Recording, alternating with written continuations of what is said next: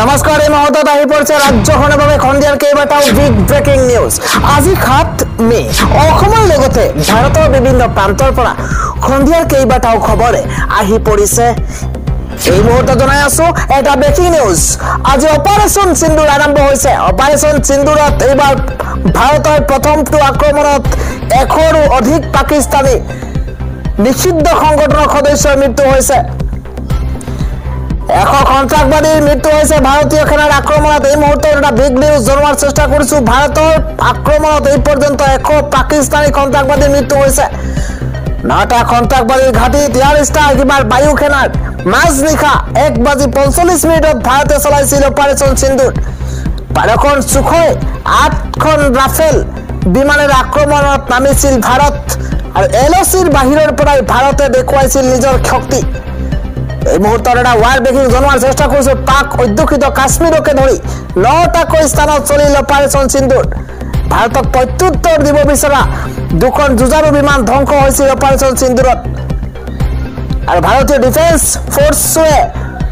ফোৰ্ছে ধ্বংস কৰিলে পাকিস্তানৰ F-16 আৰু JF-17 বিমান। ভাৰতৰ আক্ৰমণত 100ৰো অধিক পাকিস্তানী আহতৰ খবৰ পোৱা গৈছে। প্ৰথমে চোৰাংচোৱাই নিশ্চিত কৰিছিল পাকিস্তানী সন্ত্ৰাসবাদী ঘাটি আৰু তাৰ পাছতে আক্ৰমণ। আন এটা ব্ৰেকিং নিউজ হৈছে আজি পঞ্চায়ত নিৰ্বাচনৰ দ্বিতীয় পৰ্যায়ৰ ভোটগ্ৰহণ। 13খন জিলাত আৰম্ভ হৈছে আজি পুৱা 7:30 পৰা ধাৰাবাহিকভাৱে ভোটগ্ৰহণ। নামনি আৰু মধ্য অসমৰ মুঠ 13খন জিলাত এই দ্বিতীয় পৰ্যায়ৰ ভোটগ্ৰহণ অনুষ্ঠিত হৈছে। ধুবুৰী, দক্ষিণ শালমৰা, মানকাছাৰ, গোৱালপাৰা, বঙাইগাঁও, বৰপেটা, বজালী, নলবাৰী, কামৰূপ মেট্ৰ, হোজাই, নগাঁও, মৰিগাঁও, দৰঙত অনুষ্ঠিত হৈছে আজি ভোটগ্ৰহণ। এই 13খন জিলাৰ মুঠ 12,031টা ভোট কেন্দ্ৰত ভোটগ্ৰহণ প্ৰক্ৰিয়া অনুষ্ঠিত হৈছে। জানিব পৰা মতে পঞ্চায়ত নিৰ্বাচনৰ দ্বিতীয় পৰ্যায়ত মুঠ ভোটাৰৰ সংখ্যা 91,31,123 গৰাকী। ইয়াৰে 46,30,924 গৰাকী পুৰুষ, 44,99,952 গৰাকী মহিলা আৰু 251 গৰাকী তৃতীয় লিংগৰ ভোটাৰ। আন এটা ব্ৰেকিং নিউজ হৈছে ভাৰতৰ আক্ৰমণত নিহত হৈছে জইচ-ই-মহম্মদৰ মুৰব্বী মাছুদ আজহাৰৰ সম্পূৰ্ণ পৰিয়াল। আজি পুৱা পাকিস্তানৰ 9টাকৈ সন্ত্ৰাসবাদী ঘাটিত ভাৰতীয় বায়ু সেনাই 24টা মিছাইল বৰ্ষণেৰে পেহেলগাম কাণ্ডৰ প্ৰতিশোধ লৈছে। ভাৰতীয় সেনাই অপাৰেশ্যন সিন্দুৰ নামেৰে নামাকৰণ কৰা এই আক্ৰমণত ইতিমধ্যে 90টাৰো অধিক সন্ত্ৰাসবাদী নিহত হোৱাৰ খবৰ লাভ কৰা গৈছে। এই আক্ৰমণত জইচ-ই-মহম্মদৰ মুৰব্বী মাছুদ আজহাৰৰ সম্পূৰ্ণ পৰিয়াল নিহত হৈছে বুলি জানিব পৰা গৈছে। সন্ত্ৰাসবাদীটোৰ পৰিয়ালৰ মুঠ 14 গৰাকী সদস্যই ভাৰতীয় সেনাৰ আক্ৰমণত মৃত্যু হৈছিল। আক্ৰমণত মাছুদ আজহাৰৰ পত্নী, পুত্ৰ আৰু ভাতৃৰ মৃত্যু হৈছে। উল্লেখযোগ্য যে আজহাৰৰ ভাতৃ ৰৌফ আজহাৰো দুৰ্দৰ্শ সন্ত্ৰাসবাদী। জানিব পৰা মতে 2001ৰ সংসদ ভৱন আক্ৰমণেৰে জড়িত আছিল মাছুদ আজহাৰ। 2008 চনৰ মুম্বাই আক্ৰমণৰ মাষ্টাৰ মাইণ্ড আছিল মাছুদ আজহাৰ। ভাৰতৰ আক্ৰমণৰ পেহেলগাম কাণ্ডৰ 2 মূল অভিযুক্ত মাছুদ আজহাৰ। অপাৰেশ্যন সিন্দুৰত 2 সন্ত্ৰাসবাদীৰ মৃত্যুৰ খবৰ লাভ কৰা গৈছে। মাছুদ আজহাৰ আৰু হাফিজ সৈয়দৰ মৃত্যুৰ সন্দেহ জইচ-ই-মহম্মদৰ মুৰব্বী আছিল মাছুদ আজহাৰ। এই মুহূৰ্তত সেই ব্ৰেকিং নিউজ জনোৱাৰ চেষ্টা কৰিছো। লস্কৰী তৈবা মুৰব্বী আছিল হাফিজ সৈয়দ। ৰাষ্ট্ৰীয় সংবাদ মাধ্যমত শেহতীয়াকৈ প্ৰকাশ পাইছে এই খবৰ।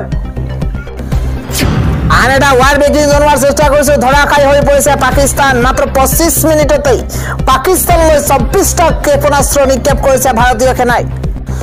বন্দুকধাৰীৰে জম্মু কাশ্মীৰৰ পেহেলগাম আক্ৰমণ কৰাৰ 2 সপ্তাহৰ পাছত ভাৰতীয় সেনাই পাকিস্তান আৰু পাকিস্তান দখলকৃত কাশ্মীৰৰ কমেও 9টা স্থানত নিশাৰ ভাগতে আক্ৰমণ চলাইছে। মাজনিশাৰ আক্ৰমণত ভাৰতীয় সেনাই মাত্ৰ 25 মিনিটতে পাকিস্তানলৈ কমেও 24টা ক্ষেপণাস্ত্ৰ নিক্ষেপ কৰিছে। এক প্ৰকাৰে পাকিস্তানক শেষ কৰাৰ বাবে উদ্যত হৈ পৰিছে ভাৰত। পাকিস্তানত এই আক্ৰমণত কমেও 70ৰো অধিক লোকৰ মৃত্যু হোৱাৰ সন্দেহ প্ৰকাশ কৰা হৈছে। ভাৰতীয় সেনাৰ আক্ৰমণত 26 জন লোক নিহত হৈছে বুলি পাকিস্তানী সেনাই ইতিমধ্যে প্ৰকাশ কৰিছে। আজিৰ সন্ধিয়াৰ আন এটা ব্ৰেকিং নিউজ। উৰে নিশা উজাগৰে আছিল প্ৰধানমন্ত্ৰী নৰেন্দ্ৰ মোদী। অপাৰেশ্যন সিন্দুৰক লৈ 27টা ডাঙৰ খবৰ আছে। অপাৰেশ্যন সিন্দুৰক লৈ আহি গৈছে বিগ ব্ৰেকিং নিউজ। প্ৰধানমন্ত্ৰী নৰেন্দ্ৰ মোদীৰ নিৰ্দেশনাত হৈছিল অপাৰেশ্যন সিন্দুৰ আৰু প্ৰধানমন্ত্ৰীয়ে নাম দিছিল অপাৰেশ্যন সিন্দুৰ। কিয়নো উৰে নিশাই উজাগৰি আছিল প্ৰধানমন্ত্ৰী নৰেন্দ্ৰ মোদী। পাকিস্তানত সন্ত্ৰাসবাদীৰ ঘাটি আক্ৰমণত ব্লু প্ৰিণ্ট ৰচিছিল। আজিতো দুভালে এই অভিযানৰ বাবে এটা অতি শক্তিশালী দল গঠন কৰা হৈছে। প্ৰথম পৰ্যায়ত পাকিস্তানৰ ভিতৰত চলি থকা কাৰ্যকলাপৰ বিষয়ে চোৰাংচোৱাৰ তথ্য সংগ্ৰহ কৰা হৈছে। সন্ত্ৰাসবাদীৰ ঘাটিৰ তালিকা সাজু কৰিছিল অজিত দুভালে আৰু ইয়াৰ পাছতেই সাজু কৰা হৈছিল অপাৰেশ্যন সিন্দুৰ। আৰু পাকিস্তানৰ 100 কিলোমিটাৰ ভিতৰত গৈ ভাৰতীয় সেনাই চলাইছিল এয়াৰ ষ্ট্ৰাইক। নিশা 12ৰ পৰা 1 বজাৰ ভিতৰতে পাকিস্তানৰ এটাৰ পিছত আনটো ঘাটিত চলাইছিল ভয়ংকৰ আক্ৰমণ।